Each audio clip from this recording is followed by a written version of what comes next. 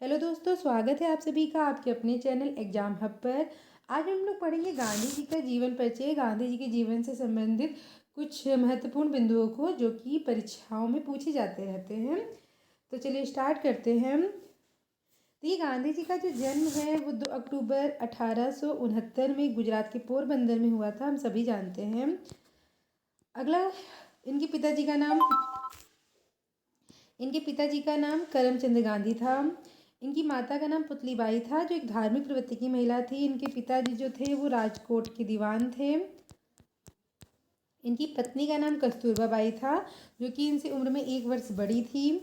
इनके 4 पुत्र थे, हरिलाल, मणिलाल, रामदास, देवदास।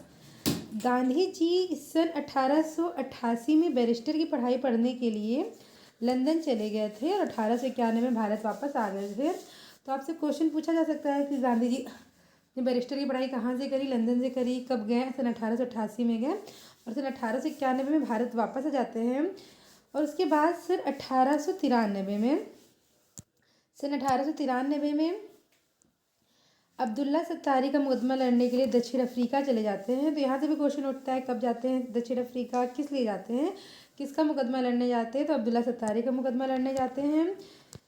बहुत ही फेमस बैरिस्टर हो चुके थे, बहुत ही फेमस वकील हो चुके थे गांधी जी। सन 1894 में अफ्रीका में हिंदुस्तानियों की रक्षा के लिए, क्योंकि अफ्रीका में जो हिंदुस्तानी हैं उनके साथ बहुत ही भेदभाव से भरा हुआ बर्ताव होता था।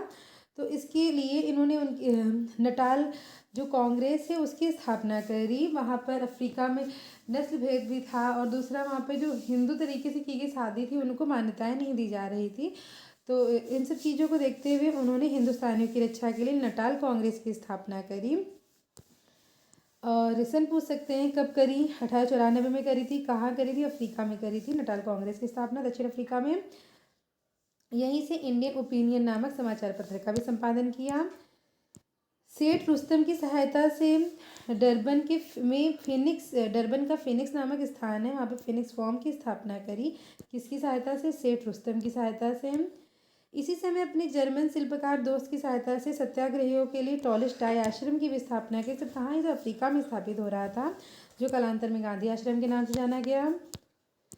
सत्याग्रह की प्रेरणा, इनको ये देखिए ये बहुत इंपॉर्टेंट दोनों ही क्वेश्चंस हैं कि इनको सत्याग्रह की प्रेरणा पॉइंट है कि इनको सत्याग्रह की प्रेरणा डेविड थोरो के निबंध था, डेविड थोरो का सिविल डिसओबीडियंस, उससे इनको सत्याग्रह की प्रेरणा मिलती है। तो नाम याद रखिएगा डेविड थोरो का, और निबंध का क्या नाम था? Civil disobedience. सर्वोदय की प्रेरणा इनको रस्किन की पुस्तक अनटू द लास्ट से मिलती है। तो ये भी पूछा जाने वाला क्वेश्चन है कि सत्याग्रह की प्रेरणा कहाँ से मिली? वो डेविड थोरो का जो निबंध सिविल डिसओबीडियंस वहाँ से मिली। सर्वोदय की प्रेरणा इनको रस्किन की बुक अनटू द लास्ट से मिली। भारत वापस आने के बाद इन्होंने अहमदाबाद के कोचरब नामक स्थान पर, कोचरब अहमदाबाद का एक स्थान है, वहाँ पर श्री जीवनलाल बैरिस्टर का मकान किराए पे लिया और यहीं पर सन 1915 में सत्याग्रह आश्रम की स्थापना करी। पूछ सकते हैं कब की? 1915 में करी थी। कहाँ करी थी? पहले कोचरब नामक स्थान पे की थी। बाद में अहमदाबाद में भयंकर प्लेग पड़ जाता है, उसी कारण इसको जो है साबरमती के तट पर स्थानांतरित करना पड़ा था। कोचरब से साबरमती के तट पर स्थानांतरित किया गया सत्याग्रह आश्रम, तब इसका नाम साबरमती आश्रम पड़ा। और ये कब हुआ? सन 1917 में हुआ। प्रथम विश्व युद्ध के समय गांधी जी ने सरकार की मदद करी, जिसके कारण से इनको सरकार तरफ से केसर हिंद की उपाधि दी गई।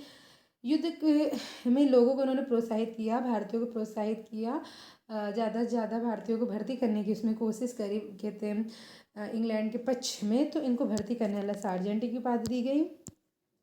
सन 1908 में इन्होंने हिंद स्वराज की रचना करी। मोस्ट इंपॉर्टेंट क्वेश्चन पूछा जाता रहता है कि हिंद स्वराज की रचना कब हुई? सन 1908 में हुई थी, जिसमें इन्होंने अपने आरंभिक विचार दिए थे। सन 1901 की कोलकाता कांग्रेस में स्वयं सेवक के रूप में शामिल हुए।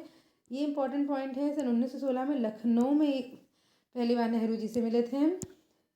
इन्होंने नवजीवन यंग इंडिया नामक समाचार पत्र का प्रकाशन किया। तो पूछ सकते हैं कौन से पत्र का प्रकाशन किया?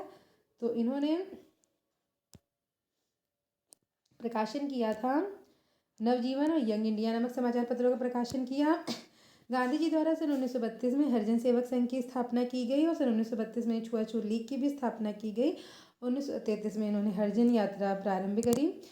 तो देखिए गांधी से संबंधित कुछ महत्वपूर्ण जो उनका जीवन है उससे संबंधित कुछ महत्वपूर्ण बिंदु हैं। बाकी गांधीवादी जो युग है बहुत लंबा है, जिसको हम लोग अपने अगली वीडियो में पॉइंट टू पॉइंट डिस्कस करेंगे। अब इसके बाद जो हम अगली वीडियो देखेंगे उसमें हम गांधी जी द्वारा जो चलाए गए 3 महत्वपूर्ण आंदोलन थे, चंपारण, खेड़ा, अहमदाबाद मिल सत्याग्रह, हम लोग इसके बारे में पढ़ेंगे। तो अगर आपको वीडियो अच्छी लगी तो प्लीज़ चैनल को लाइक करें, सब्सक्राइब करें, ज़्यादा से ज़्यादा शेयर करें। धन्यवाद।